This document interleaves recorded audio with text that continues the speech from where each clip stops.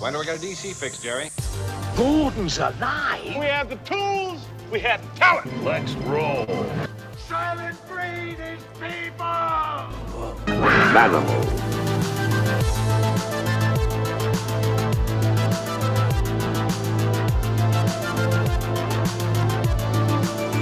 All hail King Manimal.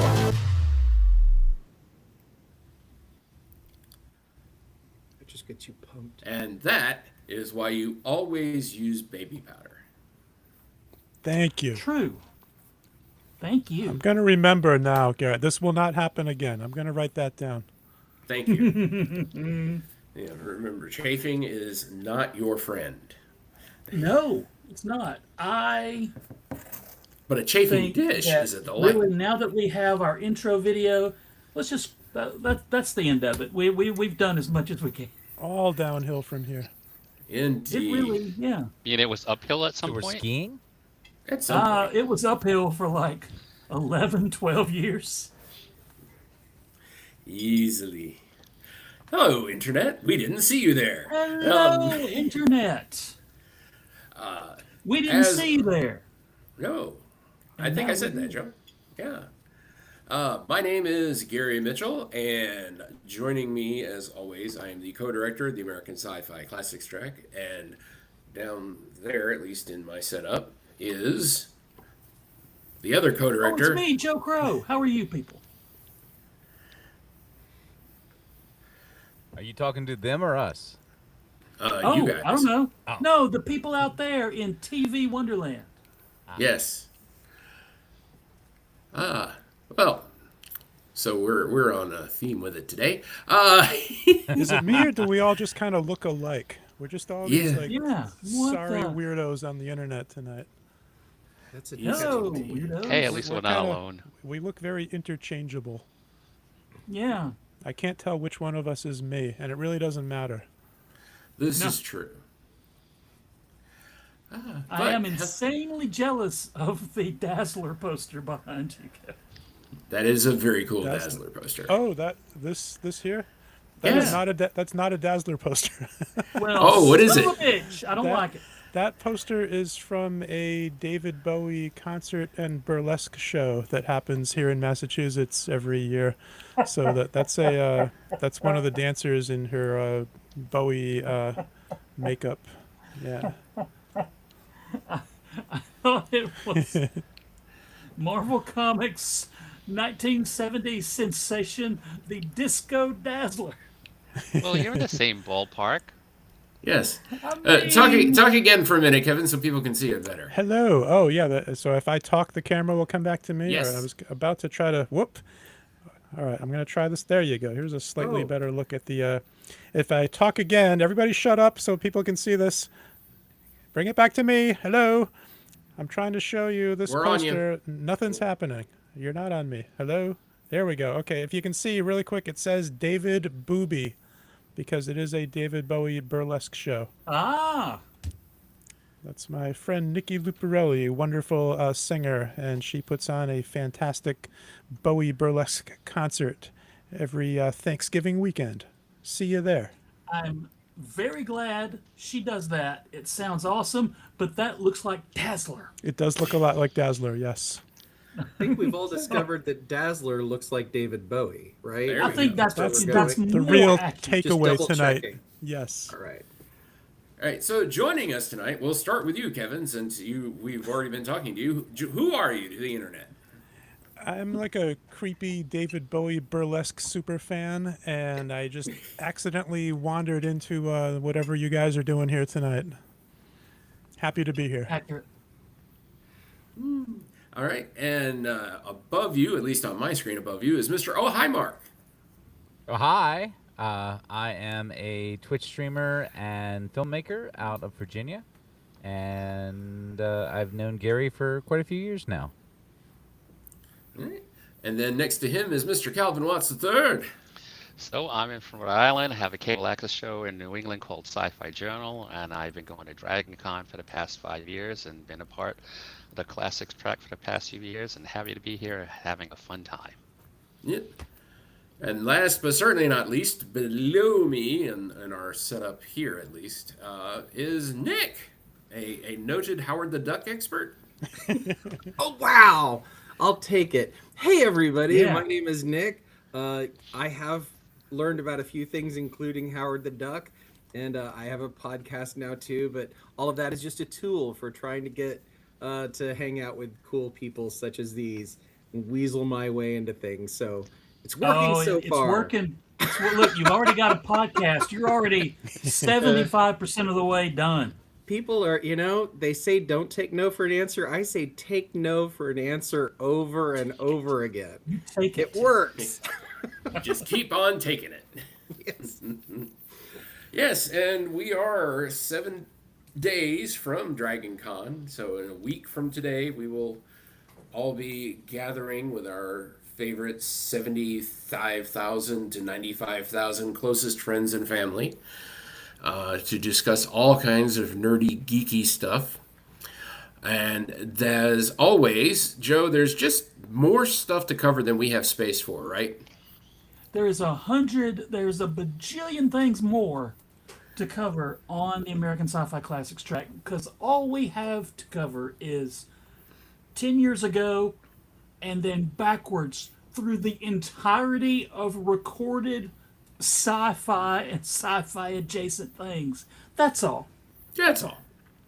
Which, Joe, was the impetus for us inventing this wonderful piece of panel geek technology known as the Rolla panel. And I'm pleased when I find out that other conventions have started doing it. Stealing from us. And some of them let me know, oh, we're doing this, or I've even been asked once. And I'm like, look, man, I can't, I don't want to keep it to myself. The revolution in convention technology belongs to everyone. Yes. We're givers, Gary. Here at the Classic Track, all 6 of us and most of the other panelists are givers. Yes, I have heard it said that we're going to give it to you. Yes. Usually the business, from what I understand. If you started quoting DMX, look, we'll do it. That's right. And this panel was one we wanted to do but did not have room for at DragonCon this year. We've inceptioned. We've nested a Rolla panel inside another place. Yeah.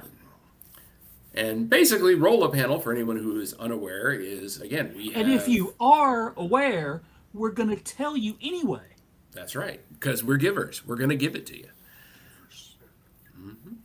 Like we will... Yes, exactly. Okay. And what we do is we have a list of properties from specific years, usually anniversaries for us.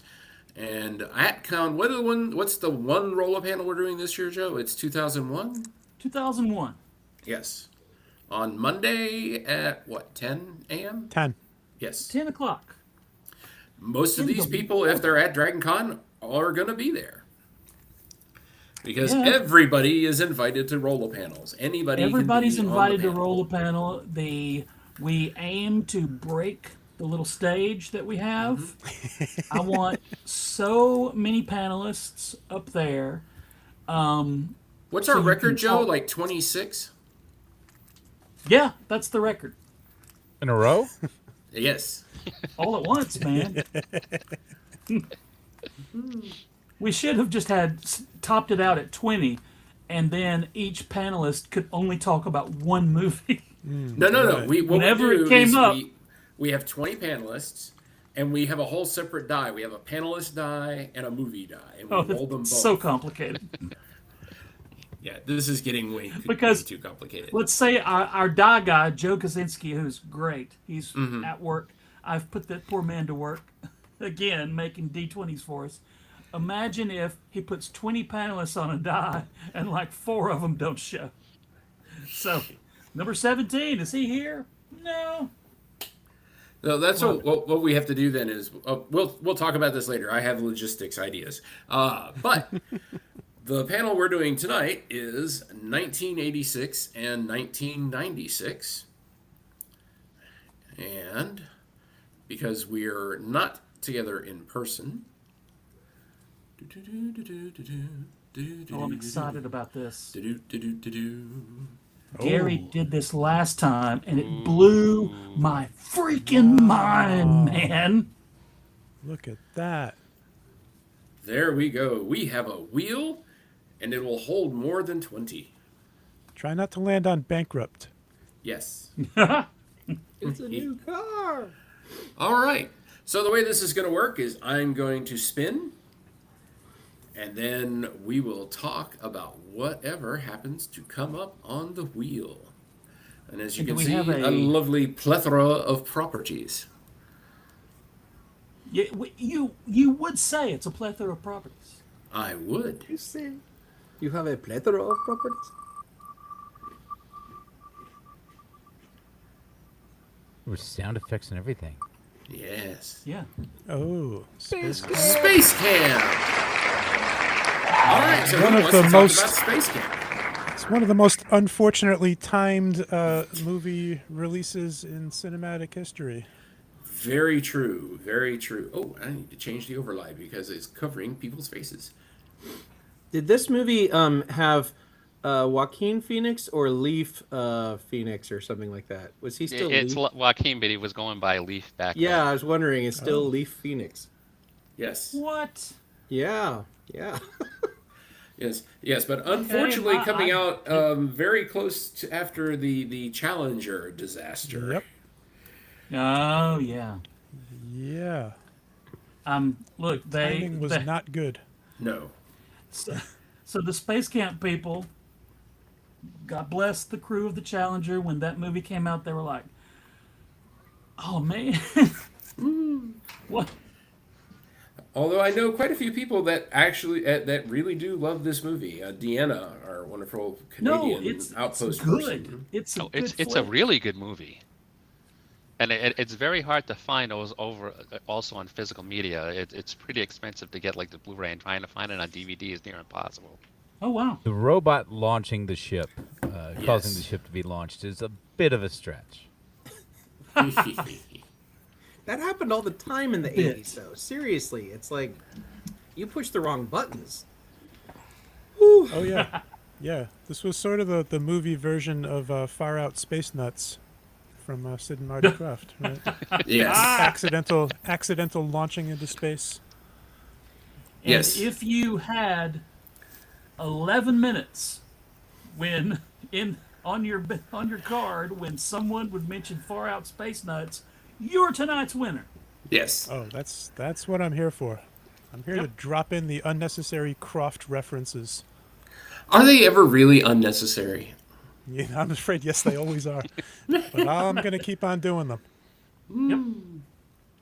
All right. We need to mention Kate Capshaw. Yes. I think Yep. she's Willie Scott from Temple of Doom. Sure. And there is a Star Wars reference that about 86 is when we were all desperate for anything referencing Star Wars at all. So Yes, please. little kids Anything like, at all. And we're also desperate for any film to not reference Kate Capshaw at all. Oh, I mean, hello, second Kevin. Hey there, gang. More Kevins are arriving. Yes. The beacons Oh, were wait, lit. Taking over. we got 2 Kevins. Anybody order 2 Kevins? We got 2 Kevins. Let's not forget the inimitable Tom Skerritt, who had 2 yes. huge movies that year. He did. But he played the There had been a husband, the distinct camp lack director. of Tom Skerritt in. In fact, I think we're going to see him again. Maybe. Anyway, Yes. But yeah, Tom Skerritt was the camp director. That's right. love it. He did much better in with a space vehicle in this movie than he did in the other movie he's known for with a space vehicle. Indeed. All right. So Are we? Let's do a timer. Are we doing a timer? I thought about doing a timer, and then I realized I had not done that. So I'm starting one. We'll do a timer for the next one. Okay, let's go. So yes, we will go for the next one. But first, let me get where I need to be. All right, timer. All right, so we will remove. And while we spin, Mr. Cafferty, tell people who you are. Hey, gang, I'm Kevin Cafferty. I am a filmmaker, podcaster, DJ. Gonna be hanging with these yahoos at Dragon Con. Excited to see y'all. Indeed. Oh my God, I watched this 2 nights ago, and this is the greatest American movie since The Godfather. This movie is sheer perfection. I cannot overstate how much I love this movie. In 1996, I saw it 4 times in the theater.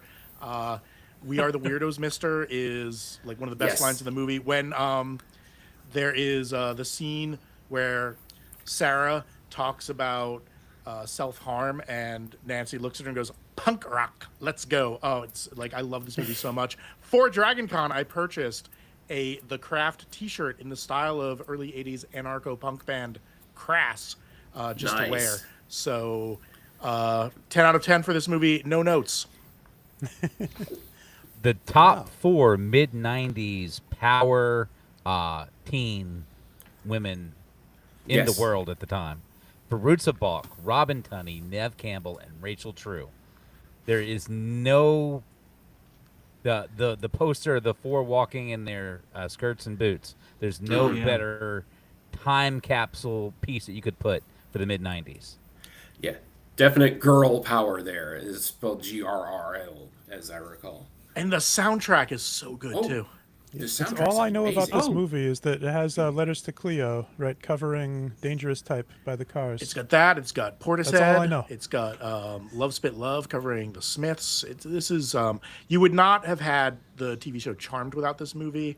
I dare say, like I've watched a lot of witch movies leading up to Dragon Con because of a panel I'm doing, and like everyone like post this movie, aside from like Eggers the Witch, is like so heavily influenced by it. Like this is an unsung masterpiece of American cinema. And a lot of us young men realized after this, the one message we should not have come away with, that we are most attracted to Peruzza Balk, and that said something about us. She awakened a lot of people's interest in, shall we say, goth culture. Yeah, but it's like the craziest girl, the most dangerous girl is like, wow. Yeah. It's definitely... She definitely was an awakening for a lot of people on all stages of the spectrum, shall we say. Yeah. Let's not forget, it was the second movie with Nev Campbell and Skeet Ulrich in a year. Oh, yeah. What? That's crazy. Yeah. All right. So, unless anyone else, we'll skip ahead because we have 2 more minutes on this. Let's go. All right. I was so sad that no one skateboards at all in the crowd. Yeah. It would be so great for you to cover that on Gleaming. Gleaming the Two. You'll just have to do best stuff in the world. Yeah, do it on Best Stuff in the World. I probably will, I think. Yeah. All right. So, here we go. After my witchy movie panel at Dragon Con. Yes. Oh, yeah. Wait, what? Ooh. Deadly Friend. All right. Some people call it lesser Wes Craven movie. If anyone is not aware, it's the one where a guy builds a robot and a friend of his is a lady dies, and so he makes it look like her, and she goes a little wonky. Okay. I am not familiar with this movie. I don't know it. Is this an 86 or a 96? 80. I Christy believe it's Swanson. 86. 86. Yeah, Christy Swanson, guys. Yeah, Buffy Christy the Swanson. Vampire Slayer. These data centers are using up all the water. Yep. They're loud. They're destroying neighborhoods just so this jabroni can have his fake girlfriend robot. I'm not into it. Yes. It is probably most famous for the scene where there's the obnoxious old neighbor lady who's played by the epitome '80s grouchy old neighbor lady who was the mother in The Goonies. Goonies. Anne Ramsey. Yes, Anne Ramsey. Throw Mama. Throw Mama from the train. Throw Mama from the train. She is the annoying, angry old lady because that was her niche, and she gets killed by Christy Swanson's robot girl she hurls a basketball at her so hard it makes her head detonate. Heads did explode more easily in the 80s. I mean, that's just a documented. Yeah. Yeah. The Chopping Mall alone, Yes. which is a better robot movie than this one. Yes. Oh, Well, yeah. shots fired. Joe, I call him as I see them. I'm Basketball's not here to make fired. friends, Joe. I'm here to deliver truth bombs. Basketball's fired. Yes. All right, we'll move on. Same year as Chopping Mall. I'm just saying. I was about to say, it's on here. Oh, shoot. Next. Is it? Oh. From Beyond. Hey! Yes, the second big H.P. Lovecraft adaptation from Stuart Gordon with Jeffrey Combs and pretty much the whole cast from Reanimator, doing a very scary, very sexy, very twisted horror film. The fierce creatures of Lovecraft adaptations, I would say. Indeed. I mean, we get Barbara Crampton running around. I think it's Barbara Crampton, isn't it? It is Barbara Crampton. Running around in a very It nice, is, sexy BDSM leather outfit at least once. Well, that was the main thing Humans I are wanted to such talk about. easy So, prey. and I mean, if this is one of those movies that it is a bunch of us saw just a little too young, maybe, and you're never gonna get that out of your head. Did it do things to you, Nick? Did it do things to young prepubescent? I would like my takeaway to have been Barbara Crampton, but it was the whole pineal gland thing coming out of your head. Yeah, it's not. I'm never gonna let that go. Nope. Yeah, well, neither did she. That's why he got torn out of his head. Yeah. So would you say this movie, Nick, resonates? Ooh, nicely done. No, it gets in your I head. retract and my statement. I feel terrible. So, this movie, in an odd turn, is one of those rare horror movies from this time period that got good reviews and tanked at the box office. Yes. Which is odd for a horror movie. Yeah, horror did very well in the 80s. There was a lot of it. I saw And most got of it. normally terrible reviews because reviewers thought horror was a lower genre. Mm-hmm. But this one cost $2.5 million to make. They made $1.2 million at the box office, but it's got a 70-some% on Rotten Tomatoes. Mm-hmm. It's a really good film, and it's certainly one that plays with some of Lovecraft's weirder ideas in a very cool way. For anyone who doesn't know, a scientist invents a machine that resonates and allows you to see creatures that live in a dimension that's sort of like on top of ours that normally we can't perceive, and now we can, and it allows you to see them. The problem is now that you can see them, they can see you, and they're hungry and you're tasty.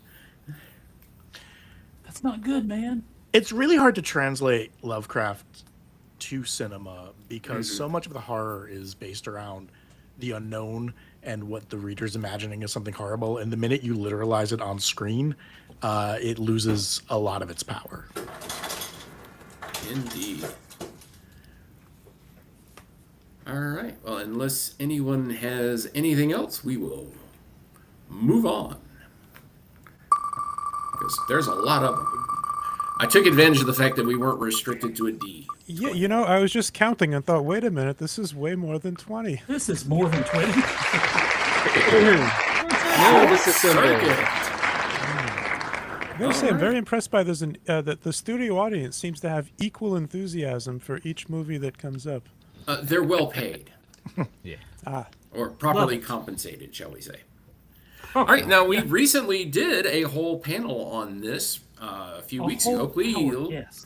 feel free to go through our archives and go watch it. But most of you were not on that panel. So who has thoughts on Short Circuit and Johnny Five? I was on that panel. I did. I said some. I was not on that panel. However, that is a very good, underrated movie from the 80s, middle of 86. Ali Sheedy was really cool. Steve Gutenberg was pretty cool. Fisher Stevens was great. A very comedic movie with, well, all right, it's an 80s movie. What do you want? Problematic elements to the Fisher Stevens character. Just a few. A few. But yeah, Allie's just delightful, and the robot is cool. Like they made a real robot. Yeah, and it's got a really kickin' to DeBarge say- song. El DeBarge doing Yeah. Who's Johnny? Yep. Famously, number 5 is not named until the last scene of the movie. He doesn't receive the name Johnny What? until the last scene of the movie. Well, He's this is just a number fun. This is a 5 fun until- family film. You know, as Kevin alluded to, there's aspects of it that have not aged super well. Of its time, it was like, you know, like let's go see the fun robot movie. It was like a little bit of adventure, a little bit of comedy. I don't think this movie sets the world on fire, but it understood the assignment, and problematic aspects aside, you know, I have nothing against Short Circuit. Yep. When this was Gutenberg at the height of his Gutenberg powers, these are the times with Cocoon and Police Academy. These are his glory Gutenberg days. So yeah, he's on it. Yeah, we were like, would his star ever stop rising? The answer was yes. Quickly. I would like to unwisely move toward the bad stuff and talk more about Fisher Stevens. Go for it, man. No, so I don't want Calvin to be alone on this. So I want to take some heat on that and say these are the times when white people didn't ask themselves, could someone else play a part? We asked ourselves, how well can we play a part? And that was the only metric. And based on that only metric, oh my gosh, he brought it. It was just so great. And then later on, we start to ask this other question, like, are there any Indian actors on Earth? And they're like, there are, but no, it was just for the time. Fisher Stevens had to fight the idea across America that he was actually Indian for a while because people were so sure they wouldn't. Oh yeah. All kinds of I'm so white is what Fisher Stevens was trying to tell everyone. Hopefully he didn't say it that way. Like he overcompensated to the point where he played a skateboard corporate executive in Hackers. Skateboarding. Yes. Oh, that's right. Thank you. I'll go down with the ship that way. There You're off you the go. hook, Calvin. Nick is so much worse. We say that. We say that a lot. And let's be honest, this isn't going to be the last movie that we talk about where we have issues like this. So I mean, you kind of take it with a grain of salt. Back then, it was accepted. Now that it's not. Yeah, they keep talking about doing a sequel or a remake. I would probably prefer a sequel myself, but they would definitely have to do some, shall we say, new casting. Yeah, I would love to say elementary school me watching this movie at the Lincoln Mall Theater was saying like this is very problematic, but I did not know we did not know what we know now. Yep. You were gonna say, Joe? I was going to say, I'm afraid that today there would be no Johnny Five. It would just be a CGI effect, and that wouldn't be good. The whole deal with Johnny Five is he looks like a busted ass robot that someone put together in the 80s. Yes. Which is what he is. But he doesn't need to look cool. That was his whole thing. By not looking cool, he looked extra cool. Do you feel this movie introduced some young people to the Three Stooges? Because there's some great stuff in there. Hopefully. Yo, absolutely. All right. One more fun fact. Yes. Fisher Stevens dated Michelle Pfeiffer for 3 years after this movie came out. Ooh. Wow. What? Who's laughing now? Roll the panel. Who's laughing now?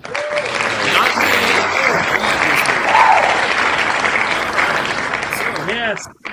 the Dino De Laurentiis sequel to the 1979, was it, King Kong remake? A little 76. earlier than that, like Or 76. Yeah. 76. This movie Yes. is perennially on the list for us to do our charity lock-in movie, and Yes. we haven't done it yet. Yeah. This movie is so bad. No. I Okay, didn't yeah, know I this want you happened. to. Yeah, I need to point out we've shown Mac and Me 3 times, Yeah, and we have yet to show this. I know. Really, Make it's of that our what you fault. will. But How it's, much charity this is can on you us. take? Yes. Well, if but it ever it's- comes So to just it, I think do of own it. everything that you like about King Kong, the character, and then think about everything. Now, some things that you like about the original, the 1979 movie, and throw all that out, and put in a Lady Kong, and it's not actually she's kind of the best part. It's there's and so if I'm much not- going on in this. This is Yep. news to me. Like It's, I was into the 70s King Kong when I was a little kid with Jessica Lange and Jeff Bridges, and I feel like this is the first I'm hearing of an 80s Yeah. sequel. This one completely okay, slipped right by me. Kevin, it's an 80s movie with a giant gorilla that you haven't heard of that stars Yeah. Linda Hamilton. Oh, see, I had no idea. Mr. Eldritch. That gives didn't you a see sense of another- how good it is, Kevin. Yeah, I guess. Yeah. Yeah. I didn't see King Kong again until the Peter Jackson one. So Yeah. here's Oh, my wow. problem with this movie, We've and it's actually not we've with the movie. Yeah. Kevin Eldridge has hit the wall. He is like the Matrix is coming apart. Dino De Laurentiis is indirectly responsible for the making of the movie Yeti, the 20th giant of the 20th century. Mm-hmm. So Dino De yeah. Laurentiis produced the 1976 Kong, which this movie is a sequel of, and then said that he was going to do another monster movie, probably set in the Andes or the Himalayas. Yes. And another Italian company tried to beat him to market and made Yeti, giant of the 20th century, which is a game film that just doesn't do anything good ever. Yeah. Yeah, I'm surprised that, Kevin, that you haven't heard of it because it has an 8% rating on Rotten Tomatoes. And see, 8? that's the kind of movie I like. Exactly. Yeah. Yeah. All right. I got to look into You this. got to go to the bottom and start your pathway back up. Anything This over movie is- 8% overrated. Yes. Nope. Shut it down. Yeah, but it's 9%, not for you, Yeah. Kevin. Nope. Yes, but it goes on the conceit that King Kong did not die after falling off the World Trade Center. He Yes. was put into coma on a giant respirator, and they put a giant artificial heart in him. And then Yep. he wakes up and proceeds to stomp around, and then they have to go find the lady Mm-hmm. gorilla. This movie is, in a word, terrible. But it made $90 Doesn't he million. have- What's Super that? Awesome. cyber I'm heart so surgery glad that it in one of the did. newer ones? Oh no, it's the newer Kong movies at least have a level of self-awareness that this movie does not. Yep, $50 million at the box office and another $40 million in rentals. $90 million this movie made Okay. that company. All right. This may be, sometimes we get our best ideas for the next year during the current year. This may be on the list for next year. Well, for our like lock-in I movie. do own a copy. I picked it up recently from a boutique label out in Australia, and it's like a Of special course you edition. do, And it's, Calvin. I You're one did, of us. so I volunteer. If we do it, I'll bring it. To thine own self be As- true, Calvin. Yes. If there was any doubt that you signed away all remnants to us, then that was it. Okay, let's go. All right. Yep. Oh, we're jumping ahead. We had 22 seconds left, but we'll Oh, move on. All right. Here we go. And if you were looking at the wheel, you'll notice I took advantage of our being online to cover movies that we might not talk about at con because other people get jealous. But not this one. This one's all wrong. No one Who's jealous of solar frequently. babies? But the Dutch angles. Solar Babies is it's another one that It's one of needs Kevin to be, Batchelder's favorites. Yep, that It checks out. is, yes. That and Night of the Comet. Yes. Oh, of course. Night of the Comet. But this one has a Deloise. Mm-hmm. Not the main Deloise, not the Papa Deloise, but one of the other slightly lesser Deloises. It's got a Jason Patrick, Jamie Gertz, and Ursa from Krypton. Yes. You had me at Jamie Gertz. Yes. Yeah. And Let's not forget Lucas roller Haas. skating. Yes. Yes, I forgot about the roller skating. You said, Mark, what was that? I said, don't forget Lucas Haas. And Lucas Haas.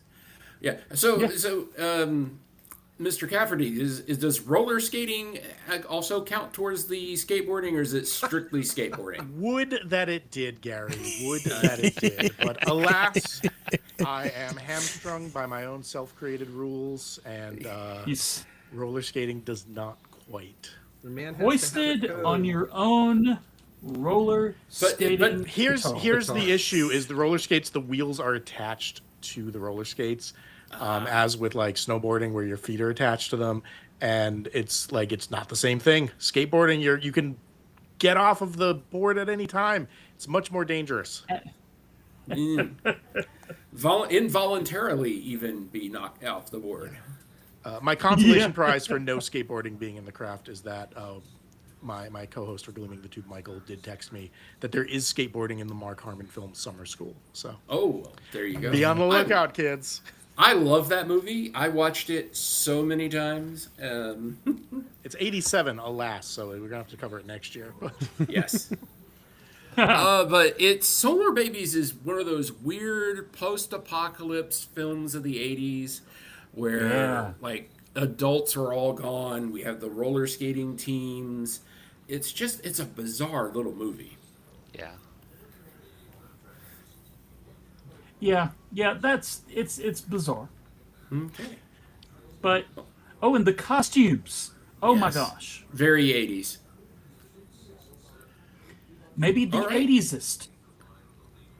The most 80s movie to ever 80s is still Ninja 3: The Domination, but that is a panel for another time, Yes. as we will move forward as we seem to have run out of steam on the Solar Babies. The Solars have babied.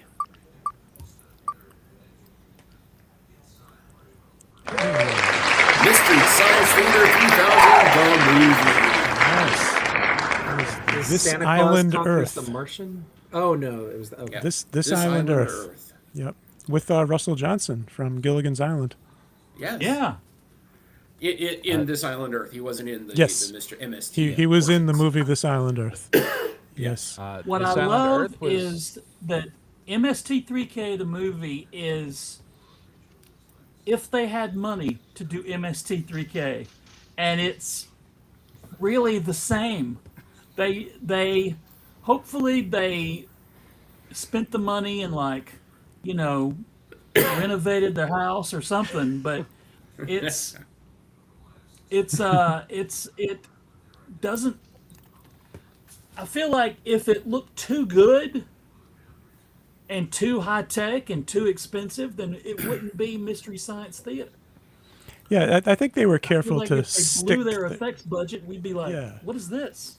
They stuck to the aesthetic of Mystery Science Theater. They were pure to the original vision of the zero budget show, and I think they pulled it off. This was wasn't a huge hit theatrically, but those of us that went out to see it, it was fun seeing MST3K It was on the like big screen. Group stuff. We all got to go see it. Yeah, Yeah. this was Mark? the Mike Nelson era Yes. of MST. It wasn't wildly better than the television show, but it also wasn't wildly worse. And the Yeah, television it show was was fine. one of my favorite things. So I'm happy for its existence. And I think there are some people whose introduction to MS-3K was this movie. So I think that's awesome. I have enormous affection for Yeah. everyone involved in Mystery Science Theater 3000. Oh yeah, yeah. The So- thing is, I think this movie they felt like they had to go as hard as possible, thinking this is it. This is as good as This it's is our going to one get. shot. Yeah, this So is our. I am if, Mark? Yeah. relishing my if, role if as I the can, fun if fact I, guy. If I may quote Hamilton, Mark is hitting the Wikipedia hard tonight. Well, actually, this one, we just did the Explorers the other week on my show. oh cool. This is one of the movies shown on the TV in the Explorers, which not Mystery Science Theater 3000, but actually This Island Earth. Right. Okay. So This Wow. Island Earth is one of the movies shown on the TV in the Explorers, and it's got a kind of similar idea in that the aliens send plans for how to come meet the aliens to one person, and they come out and meet the alien. Yeah.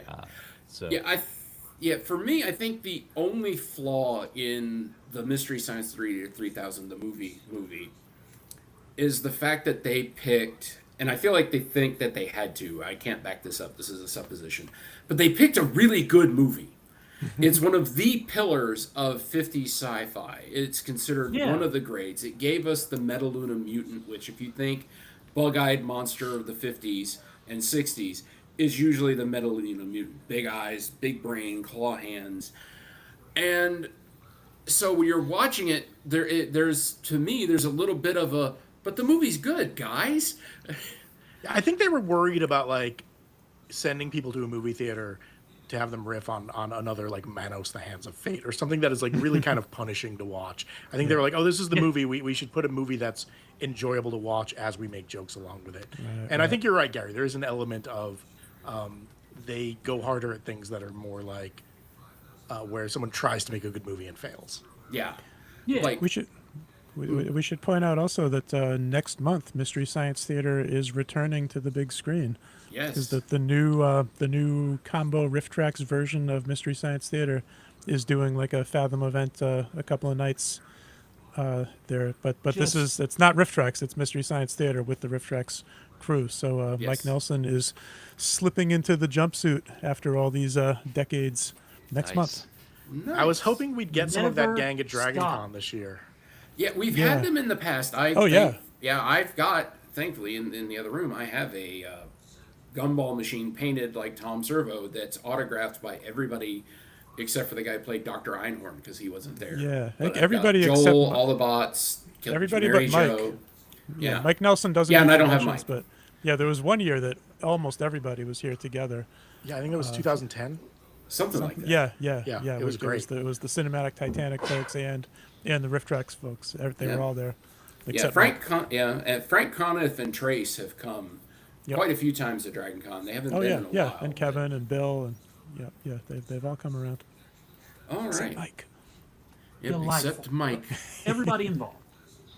All right, we will move on.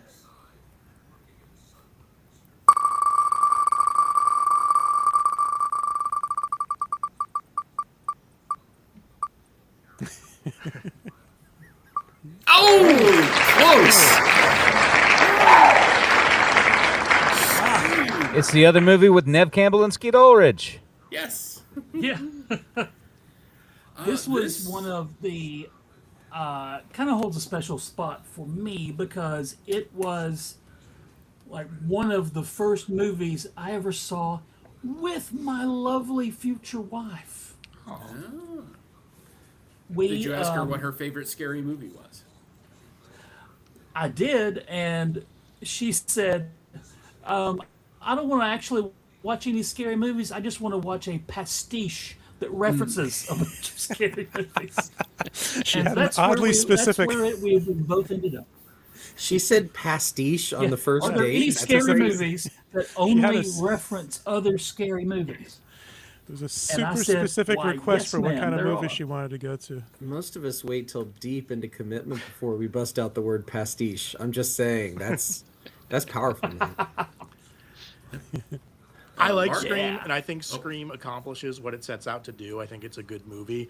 I don't like that. I feel like Scream, because it called out a lot of the tropes of horror. It sort of inadvertently led to this kind of TV tropes, cinema sins, online culture of people thinking that because they recognize a trope that they also think that that is bad writing. But a lot of those tropes work because they work. Yes, please. You Yes. preach that, Kevin Cafferty. I'm right there with you Yeah. because just because it happened in two stories that you have heard of doesn't mean you write 2,000 words of it on tvtropes.com. However, they did. Yeah, yeah, it did That's it. birth. It did a few very good things. Like it revitalized horror. It brought back Wes Craven. It really put a lot of energy back into it. It put the end to the slasher film for a little while, but it did launch the whole "we have to be meta" commentary phase, and led to a good chunk of what '90s and 2000s horror turned into. Was, everybody suddenly had to be self-aware and cheeky Joss Whedon style dialogue. And really, that actually is a good point. But like, nobody was aware within the context of any horror movie that horror movies. I can only imagine, like in the world of, say, Friday the 13th, there were no horror movies because when that dude shows up in the hockey mask, people freak out, as if to say, "There's been no scary thing that's ever happened to me in my life." I'm not saying Jason's not scary; he's very scary. I'm gonna sit over here. The other thing about it for me is the fact that it work, like Kevin was saying, though, it works as a horror movie and as a comedy, which is a hard balance to strike. Well, and it created a new iconography, and like the way that Craven did it, clearly he knows how to do slightly grittier stuff, but just from the beginning with Drew Barrymore's wig, they're almost cartoonish in quality, and it was cool that you like set up these sort of very archetypal characters, and you're like, so yeah, we have a mythology we can do sequels on and stuff, and it built really well. Yeah. Plus, this is kind of the movie that gave Hollywood permission to make scary movie. Yes. And it is also the reason we have Buffy the Vampire Slayer, because it was the one girl trying to crawl out through the dog door and getting killed like an idiot that made Joss Whedon go, what if that character actually had brains? And that's what kind of gave him the idea to go down the Buffy the Vampire Slayer creation route. I really like that one of the twists in this movie is that the oily guy that we're sure is the killer, like right away at the beginning, is the killer. Like, I like that they say, it's so obviously Billy. And then she's like, get away from me, Billy, you're the killer. What? And it's like, oh yeah, no, there's more twists, but it's like, well, yeah, I mean, of course, yeah. I like that. That was a great twist. Yeah, and I love the Matthew Lillard, Skeet Ulrich love that now is out there for those two characters, and that people have adopted them as a horror gay couple. You cut me too deep, man. I'm getting woozy here. I love that line was an ad lib. What's your excuse, Stu? Peer pressure. I'm very susceptible. All right. Here we go.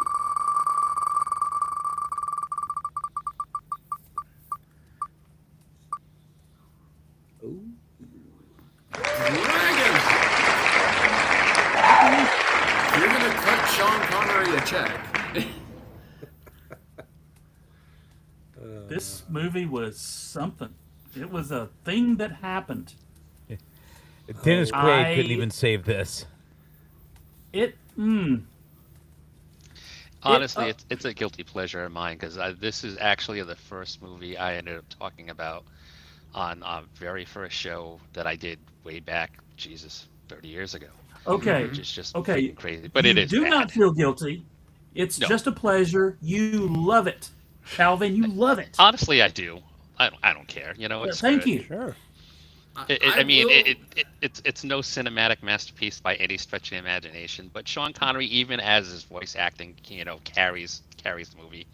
And Dina Meyer, in like her first really big on-screen appearance, was really cool, too. She, I believe, is going to be here. Calvin, here's what I want you to do. go to Dina Meyer and say, all I want to talk about is Dragonheart. Nothing else. She will And be see at if she Dragon says, Con this go year. away.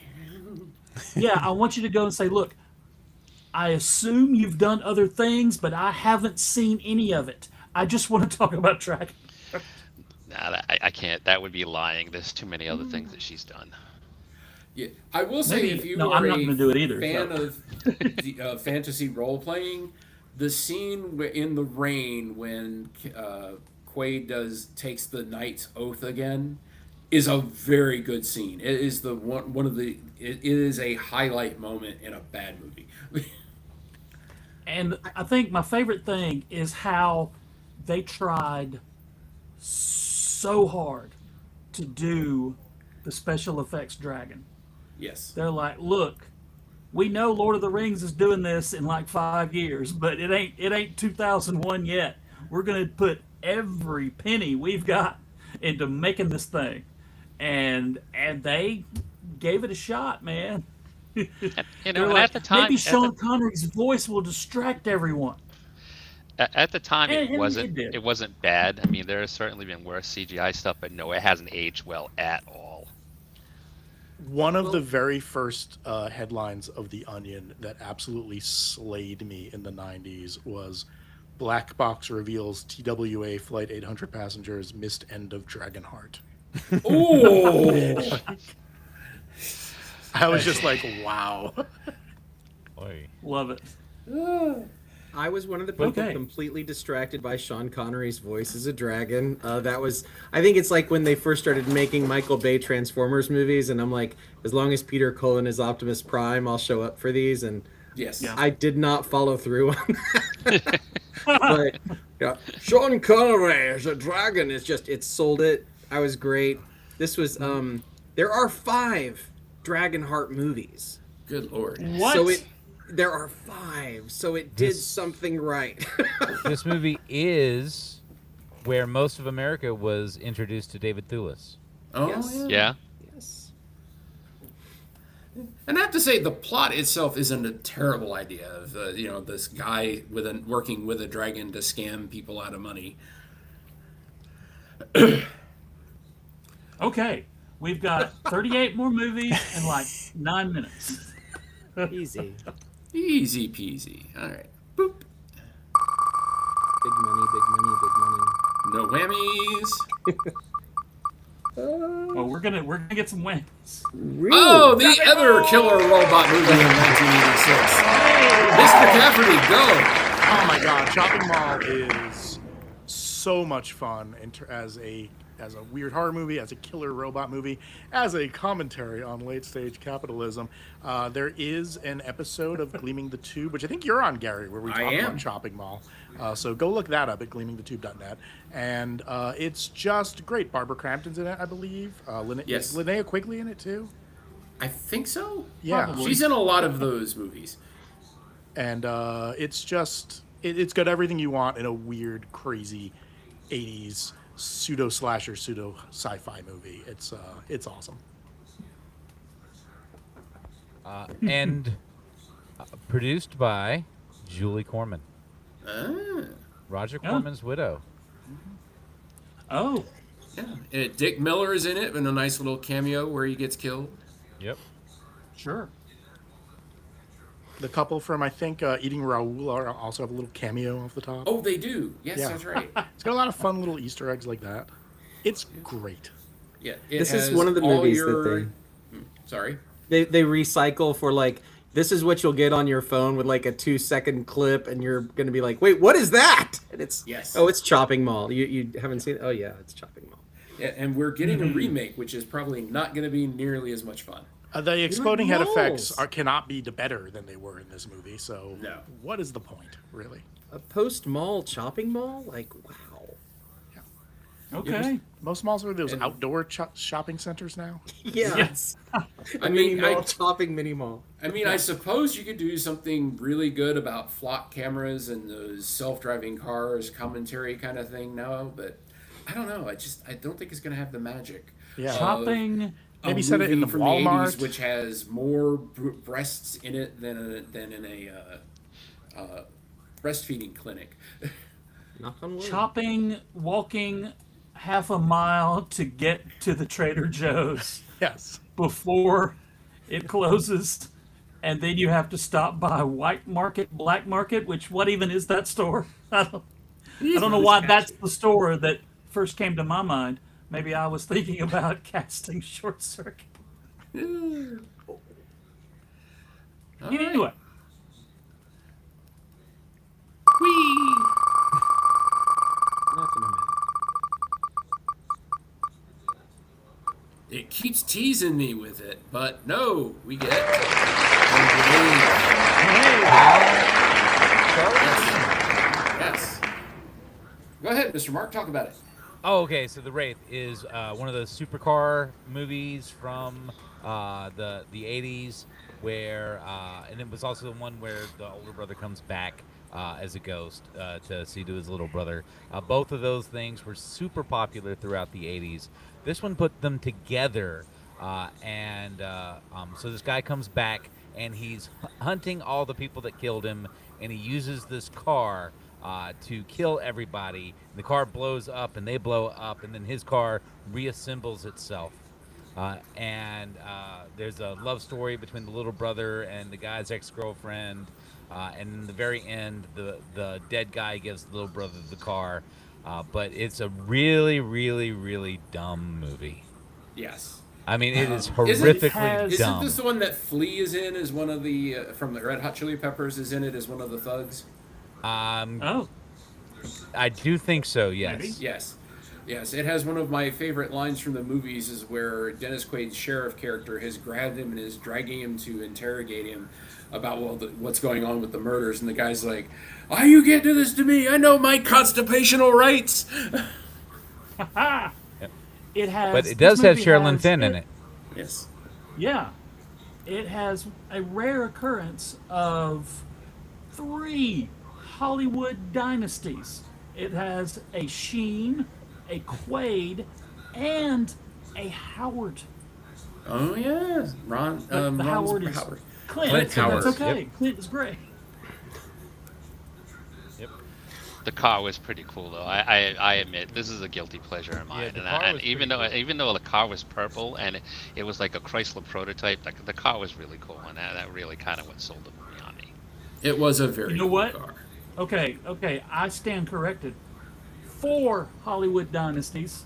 Griffin O'Neill is Ryan O'Neill's son. That's right.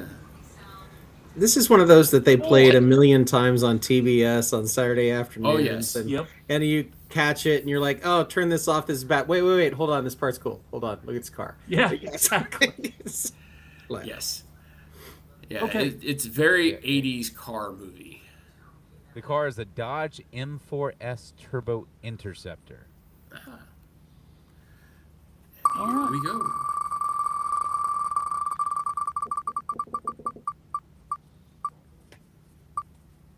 Oh, the hurt. Hey, There we go.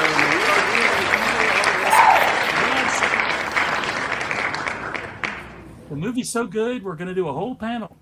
Yes. Oh, did I tell you guys? I don't know if I've told any of you guys. This can be the big reveal. We are going to have a professional singer performing You Got the Touch at the Transformers movie panel. oh, that's Really? awesome, and I'm gonna miss it. Damn. No, I mean Who's our it's not singer? Stan Bush. Well, come on.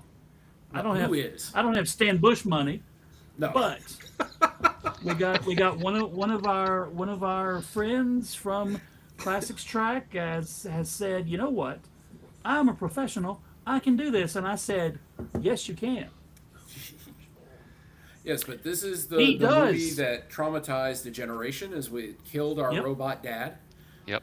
When I I actually watched this remember- movie in elementary school, I thought this is the greatest film in the history of popular culture. It will never be topped. When I watched it in college, Right. I thought this movie makes no sense whatsoever. What the hell was I thinking as a kid? When I watched it recently, I thought this is the greatest movie in the history of pop culture. It will never be topped. Yes. So, you know, It's- it's life is an arc. Yeah, I it's used to got think- fantastic animation. Oh, yeah. Oh, absolutely. And it's got Dare to Be Stupid. And I mean, that's powerful. The soundtrack to this day listenable throughout, Oh yeah. start to finish. I thought for a long time the first headshot I saw on movies was Die Hard, and I thought I was traumatized for that. And then when I revisited Transformers, I realized I had blocked out the Autobot reaching for its life, and being like the gun points at the camera, and they just like, and now it all came back to me. Little kid me is just like. Spike saying shit blew my mind in the theater. I was like, oh my goodness. I think if the great Orson Welles is going to have a final motion picture, there is no more fitting one than Transformers the movie. This was not his final film appearance, because his final film appearance was the cold open to the black and white episode of Moonlighting, which he filmed about 3 days before he passed away. There you go. That was television, however. This is his final motion picture. Yes. I love that for him, and for every fan, every film aficionado who talks to any of us about Citizen Kane at length, or the Magnificent Embersons at length. Well, check it out. Your boy was a metal planet in Transformers the movie. Was a shameless Galactus knockoff. Yeah, but Leonard Nimoy is having a great time. I love the whole coronation and death of Starscream. It's hard because Starscream is like the best character Oh yeah. in that franchise, and so I was sad to see him go. I know they brought him back as a ghost in the cartoon, but I was kind of glad though, because I mean, I remember actually seeing this in the theater, and you see all these Autobots getting killed, and like none of the Decepticons. I mean, you had a lot of people got injured, but nobody got killed. It was like no consequence. Well, yeah. And then Starscream basically asked for it and gets what he deserves. Yeah. Yeah. Don't forget, there's a Weird Al song on the soundtrack. Yes. Dare to be stupid. Yep, Dare to be Stupid. And also, I love telling people about this. The Touch, originally written for Cobra. That's Sylvester Stallone. Wow. Yeah. Okay. What? ditched it for Voice of America's Son by a little singer-songwriter from Rhode Island named John Cafferty. Yes. For Cobra. Why, yes. Eva Brown. I like watching Transformers the movie, and like characters will show up, like say a word for no, and then like serve no plot purpose, and you're like, did this character just appear so they could make a toy of it? And I think maybe that's true. Well, and that's the whole reason they kill off so much of the cast, is because, we need the kids to buy the new toys and give them a reason. So here, kids, throw away your old toys. They're dead. I hope that happened. I hope that there were kids who are like, oh man, into the garbage.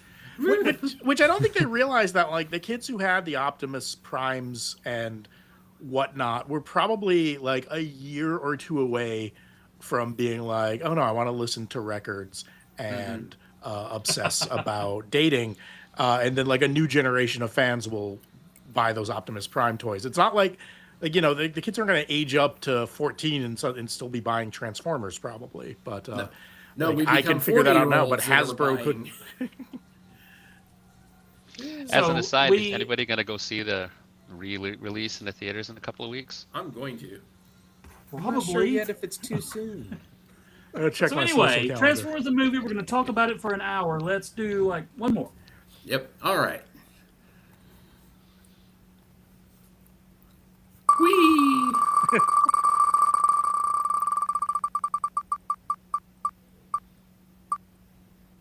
You left Dragonheart on there. Oh, I did. Well, we didn't hit it, so we're with Matilda. Danny DeVito's great films. The rescore of the Matilda scene to the Rob Zombie song is one of the best things on the internet ever. This is a well-made children's film. My kids like watch and enjoy it. I don't have a lot of negative to say about this. I think it's a very well done movie. I know people will probably not think this because of Joe and I's track record, but we do discuss good movies on the American Sci-Fi Classics track. I mean, we will actually discuss things that don't need you going, well, I like it, but no. And if you like it, man, we love it. Yes. Except there's a list. Anyway, keep going. Mara Wilson was very nice to my daughter at Rhode Island Comic Con. Fun. Yes. I think that Raw Danny Doll Wilson is is one of those people who absolutely is- freaking insane, though. Oh, yeah. But Present what on a the piece of internet crap. and- I mean, Well, yeah. Yeah. Danny DeVito is an underappreciated director. Yes. And I like that he casts himself as such a horrible character over to the side. The tiny redeeming moment, but yeah, I love some of the stuff that he did in the 80s and 90s. Yeah. Well, and it's a movie that's really great for kids because it shows them, stand up for yourself. And that most of the adults around you are absolutely insane. Yes. Yeah. It's like you think you're going to grow up and be intelligent. No. The adults are just as dumb as the kids. it's like Carrie with training wheels. Yes. All right, let's do a speed round. Yeah.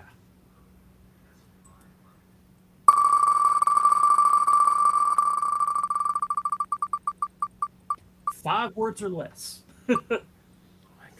Labyrinth. Codpiece. There What is day? a Yeah. labyrinth. There's a labyrinth version of Bowie on my poster back here that we were looking at the top of the show. Actually, Is Disco Dazzler in Labyrinth? yes, Okay. yes, it's mostly Dazzler and Marvel characters populating this movie. Most people don't know that. Okay, that's all I care What about. babe is all I want to know. The last party I went to before COVID hit was a David Bowie party where everyone had to go dressed as a different David Bowie, and I went dressed as Jareth the Goblin King. I think Labyrinth is a fantastic movie. It is so imaginative. It's got George Lucas, David Bowie, Jim Henson doing Jim Henson-y stuff, puppets. It's great. Yeah. Yeah.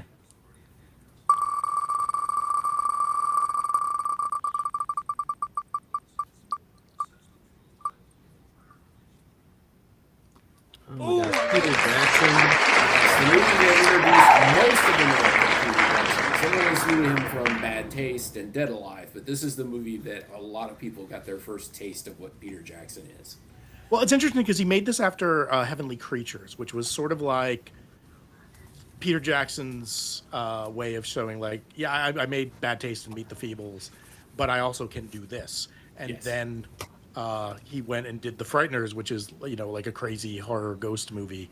So I was really excited when they announced him for Lord of the Rings after sort of the 1-2 punch of Heavenly Creatures, Dead Alive, and The Frighteners. I think The Frighteners is fun. I think The Frighteners is kind of a mess, but it's a watchably fun Frighteners. movie. Yes. I saw Frighteners years after, and I thought this would, as I'm watching, I go, why aren't there sequels to this? And then I was like, oh, that's why. Because Peter So- got busy. And if you want a really fun time, you think you can find it on YouTube. There is a bloopers reel that is all the times that Michael J. Fox keeps calling one of the characters Doc after Doc Brown. Perfect. I like that The Frighteners is supposed to take place in America, but is so obviously New Zealand too. Yes. And it holds up really well. This is a great movie to throw on every single Halloween. It seems at some parts it seems more kid oriented and family oriented, and you're like, oh, this is like a fun and then somebody's head gets blown off or something really terrible happens, and you're Yes. like, oh, Yeah, Jeffrey Combs' character in this is a delight.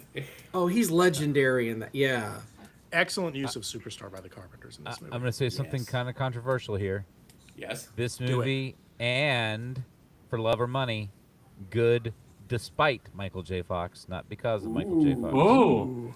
Ooh, them is fighting What? words. But we don't have time for that right now. put your hate to the side. More movies to cover. You'll be disparaging Secret of My Success next.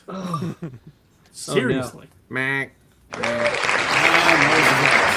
personal favorite of mine, even though it's bombed quite hard in the theater. But I love it. I think a lot of people just weren't ready for that kind of satire from Tim Burton.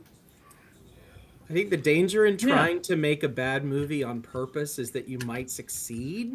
And I think he tried so hard to make it exactly as shitty as Attack of the Killer Tomatoes that you're like, I mean, I've already seen Attack of the Killer Tomatoes. But Attack of the Killer Tomatoes is not shitty. It's just ahead of its time. Hey, I don't its think day is audiences- coming. I don't think We're audiences getting realize. the that Burton was on the side of the Martians.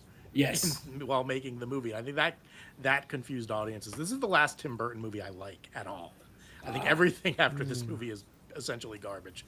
But there's enough in here to enjoy. This is not as good as Ed Wood. This is not as good as Beetlejuice, and it is certainly not as good as Pee-wee's Big Adventure. But it's a fun. My favorite thing about this movie is I had heard of Tom Jones, and then I'm watching this movie and I go, wait, I love Tom Jones now. And I have seen him in concert. The man is a marvel, and he's good in this movie too. Yes. All right, well, we will wrap up there. We're 10 minutes over. As you can see, though, we had plenty of more movies we could have easily talked about. One of them, Maximum Overdrive, we actually will be talking about at Con. We will be talking about it, Joe. Okay. But at that point, ladies and gentlemen, watching at home or later on the recording, thank you for joining us. Once around, we'll go around the horn where everybody can introduce themselves and where to find themselves, starting with Mr. Watts. So you can look up Sci-Fi General right here on YouTube, which is what we're broadcasting on. And if you happen to live in the New England area, you can look up Sci-Fi General. We're shown all over Rhode Island on cable access TV, and you can find us on the interwebs. And Mr. Mark. Oh Hey Mark 76 on Twitch. We do a weekly show called Terrible Movies, Wonderful People. I believe Joe might like it. And I'll be at Dragon Con in the horror track and this track. Nick. Hey, I'm Nick. I have a podcast now called Alienating Ourselves because that's what Todd and I do. We mostly talk about alienation, but a few Star Trek things as well. And I'll be at Dragon Con attempting to introduce two lock-ins, Maximum Overdrive and Howard the Duck. Please come out. Please talk all the way through it. I can watch it quietly at home. But yes, very fun. Yeah, you can and you will. Yeah, exactly. All right. Kevin. I don't want to see anybody sitting on their hands watching these lock-in movies. Go nuts. Yes. Flip out. Because Mr. Flopcat. there are so many. Yeah. I'm Kevin. Try to get out without donating. I'm whoever I am, whatever. I'll unlike everybody else, I will be at Dragon Con. Yes. And Mr. Cafferty. BestStuffPod.com is where you can find my podcast, The Best Stuff in the World, which most of the people on this podcast have guested on. And GleamingTheTube.net is where you can find my other podcast about movies that involve skateboarding. I am going to hype a couple Dragon Con things I'm doing because I'm going to be there. Thursday night, 10 p.m., myself and the redoubtable Chris Cummins will be hosting the 120 Minutes Dance Party Classic Alternative Rock from the late 80s, early 90s. It is the most fun thing I do at Dragon Con, and I am so happy that Gary and Joe give Chris and I the opportunity to do it. Saturday night at... that thing is becoming... It is getting more and more popular. It's getting very rave reviews, which is odd for something that's not a rave. Yeah. Saturday night at 8:30, Kevin and Joe and Gary and myself, along with Chris Cummins, are all going to be doing Sci-Fi Music Video Book Club in the Classics Track Room, where we show crazy science fiction themed videos that we found and comment on them. That is the other most fun thing I do at Con. Saturday at 1 p.m., Battle of the Fictional Bands, which I've done online a lot and I've never done in person, so I'm super excited to be involved in that this year. I'm doing a bunch of other really awesome stuff at Dragon Con. You can look my name up in the app or find me on social media at Kev Shindig on Instagram, and you can see my schedule there. But I am really excited for Dragon Con. I'm really excited to see all of you wonderful people there. Saturday Night Live table read. Yes. I may have bought a powdered wig for one of the sketches. Can I plug one more thing? Go for it. Plug away. Yeah. Sunday at 11 o'clock, the charity auction starts. At 1 o'clock, from 1 to 3, I will be co-auctioneering the charity auction. So come get some cool stuff, give money to a really great cause, and I might get a dad joke or two from me. Awesome. Nice. And Mark, are you on the Lestat panel too? I am on the Lestat panel. So I will see you at that. Come see me and Mark on the Vampire Lestat panel. Yeah, I understand there are vampires in that. Oh, you have no idea, Gary. Was that Saturday 2:30? But that's when Fandom Feud is. So don't listen to me because you probably want to go to Classics Track Fandom Feud. But, Yes. if Yeah, you're but I stuck- hear if it's you're a in the- very wholesome show, very, very upright and. Like good the citizen. keyboard solo in the Steve Winwood song Valerie, Vampire Lestat is a little over the top and a little cheesy, but it accomplishes everything it sets out to do and is totally awesome. Yes. Oh, and don't forget hot. Oh my God, is it hot? Yeah, it's a very sexy It's show. sexy. It's very sexy. Anybody else have anything at Dragon Con they would like to talk about? I mean, we can go. It's not like there's another panel after this one. If you want, like, when was your first Dragon Con, Calvin?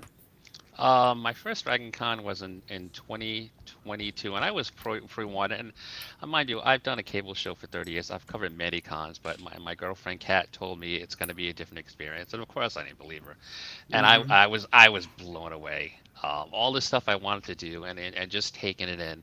And now I talk it up every chance I get. This is kind of like my fourth year doing panels, and I absolutely love doing it. And it was nice to have I'm going to be doing like a bunch of stuff this year. I'm actually on like 8 or 9 panels, which is just blows my mind. The Terminator panel, which I believe is a Friday, I forget what time it is. The Terminator 2 panel, I'm looking forward to doing that. And it is really just an experience. And in fact, I was talking to somebody, and I ran into a local comic book store today, and he loves going to cons. I'm like, you've got to go to this. And I spent literally like 50 minutes telling him why Dragon Con is just so special. And it really, really is. Yeah.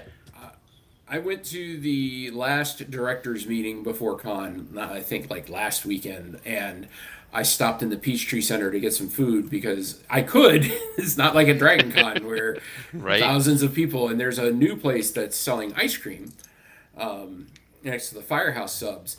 Ooh. And I was wearing my Dragon Con t-shirt because I'm that nerd. And I got to explain to them that they were like, all these because it was a director's meeting. They're like, what are these people? It's this Dragon Con. And I got to explain to them and told them, look, you're not ready. You need to get ready. You're not ready. And I got to say, the Classics Track Room is such an oasis of fun and silliness in a con that can be overwhelming. Yep. Like Joe and Gary, you two have created like such a welcoming, fun space where people can just let their hair down and be their like silliest selves, and I am so like thankful it exists. It's one of the main reasons I like come down from Boston every year. Yes, absolutely. This is about why... you, Mr. Oh, go ahead, Joe. No, you go ahead. I was going to ask Kevin Eldridge, when was his first Dragon Con? My first Dragon Con was 1996. So yeah, 30 years ago this year. I remember that one specifically because Mark Hamill was there, Kevin Smith was there. An interesting guest that year. And I didn't come back for 12 years after that, but I have been to every Dragon Con since 2008. So this will be my 20th. So I will have been to fully half of them as of this year, which is nice. And you were going to say, Joe, I'm sorry? Nothing. Okay. Not a lick. Which was your first? My first Steve Winwood album. Is that what we're talking about? Yes, exactly. Not Traffic. My first Steve Winwood solo. Yeah, we're talking solo. No, you are correct. Yeah, you are. I'm going to guess Back in the High Life. Was it Back in the High Life? No, Ark of a Diver. It was Back in the High Life, but I'm going to shut the whole thing down right now. Here's the thing: back in the '90s, Traffic got back together. They went. There was a concert. They came to Birmingham, Alabama. A friend of mine, a co-worker, she went to the concert. The next day, she reports back. You know, they didn't sing any Steve Winwood songs. And I lovingly and kindly said to her, they were there to sing their awful Traffic songs, not Steve Winwood's cool songs. Should have told her to roll with it. Yes. Yes. And then for 14 years, she did not speak to me. And I don't think it's actually 14 years, more like 27, I think. Anyway, go ahead. No, I think, Mark, you were going to say, when was your first? My first? 1995, the year that it was the North American Science Fiction Convention. I got to meet Timothy Zahn. Ah. Nice. Also, my worst con experience ever. Oh. All I'm right. sorry. Yeah, And you came back anyway. I went by myself. I've had those. Had a plan on everything I was going to do. Had no idea that even in '95 you couldn't really do back-to-back stuff because there were usually lines to get into the thing. I didn't do half of what I planned to do. I was, I think, 20 years old. Yeah, barely 20 years old, and I had an absolutely terrible time. But I came back in 2011, 2012, and went pretty steadily until COVID. Yeah. Yeah, if there's one piece of advice, which I've got more than that, but if there's one piece of advice for Dragon Con I would give is you're not going to see everything. So pick like 3 things at a time, and whichever one you're closest to, go to that one. And if you're in doubt, just come back to the classics track room. Oh yeah. Yep. Thank you. Yep. I think my first was probably 2007, almost by accident, and and I think I'm sorry guys, I only have Talking Back to the Night, so I've got that's my only Steve Winwood album I could contribute to this conversation. It's weird. My first was 2009, and I went for a few years, and then my wife and I started having kids, and it was sort of like flying to Atlanta for like a 5-day convention was not in the cards. Yeah. And then I was doing some panels with Mr. Kevin Eldridge at a local convention up here called Aresia, and we were talking, and he was like, "You got to come to Dragon Con." Yeah. Man. And I said, Kevin, you should come down with me to a good convention. he introduced me to you reprobates, and the rest is history. Yes. Yeah, and with my group, we've been talking about going to Dragon Con because we kept seeing the guests for a few years, and we finally pulled the trigger in '99 when Gwar was going to perform, and we really wanted to see Gwar live because they'd been banned from performing in North Carolina. So we road tripped down, and it was and since '99 I have missed 2. That is classic Gwar. That is just classic Gwar. Well, when here's a safety tip. If you're putting on a musical festival, don't book Gwar for your all ages show. It's not going to go well for anybody. By the way, Steve Winwood banned in both Carolinas. Yes, that's true. And he knows what he did. He knows what he did. The keyboard solos were too off the chain. Steve Winwood and Gwar have never been mentioned together until this panel here tonight. Oh yeah, I'm sorry, but I'm booking them for a Tiny Desk concert next year with Gwar as the opening act, of course. I can contribute something. Ground. I was in my 30s when I realized that Walking in Memphis was not a Steve Winwood song. Oh. Ooh. That's right. All right, so we'll wrap up on one last note. I'm going to go around. Nice. I want, if you have one piece of advice for a person coming to Dragon Con. Calvin. Make sure you have really good walking shoes. Mark. Water. Hail, hydrate. Water. Kevin Eldridge. My advice, if you're coming to Dragon Con, is stay out of my way. Nick. I would say that you can save your feet and pick a couple of places that you especially like fairly close to each other and mostly stick there. Clearly the Marriott's one of mine, but you just make your own preferences. Mr. Cafferty. The Thursday night 120 minutes dance party is pretty fun. Yeah, it's You a should go to not that. miss. Yeah. Forget the whole rest of the con. Just come to the Thursday night thing and then go home. You've Go home. Do that and be like, I get it, and then you're done. Yes. All right, Joe, bring us home. If you see any of the 1, 2, 3, 4, 5, 6, 7 of us on anything, go to that and nothing else. Everything else is freaking terrible. Yes. Shut it all down. And if you do see us at the American Sci-Fi convention, Classics demand for the your win. Steve Winwood record back. Me and Joe are doing a radio panel. Yeah, you better. Yeah. Do not talk to me about Steve Winwood. Just don't. Me and Joe are I doing a swear, radio panel that's for a all I'm different going to track. talk to you about. From You're now doing a on, it's panel for a all different Steve track? Winwood.